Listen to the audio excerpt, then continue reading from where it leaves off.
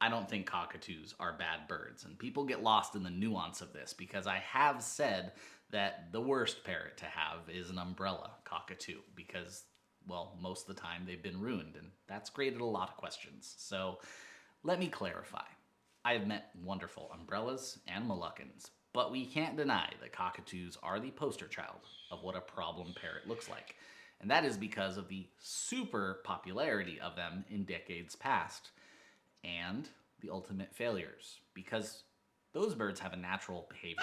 They bond very closely with their parents. They stay with their parents up until they find a mate of their own, and then even still, they stay close to their parents.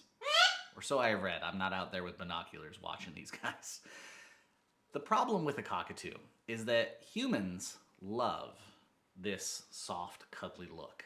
They want nothing more than to give that baby all the hugs and loves, especially when it's new, and then they're not able to keep up with that.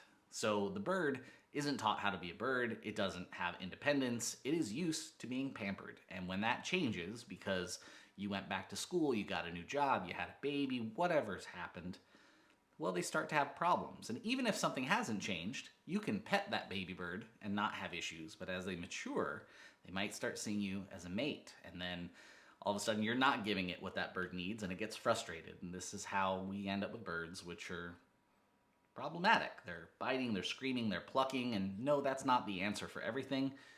I find people really struggle with the nuance of talking about parrots. But when it comes to cockatoos in general, I just want to share, most people don't even realize how many different cockatoos there are and how they might vary with each other. The two species you see here are often misidentified by Australian followers, and that's okay, but people just don't know. And you would treat a Goffins very differently than you would treat a medium sulfur crested. A lesser sulfur crested tends to have a different attitude as well. And when most people say cockatoo, they're referring to those umbrellas and those Moluccans, which were super popular in decades past. So at the end of the day, are they for everybody? Absolutely not. Are they wonderful for some people? Yes.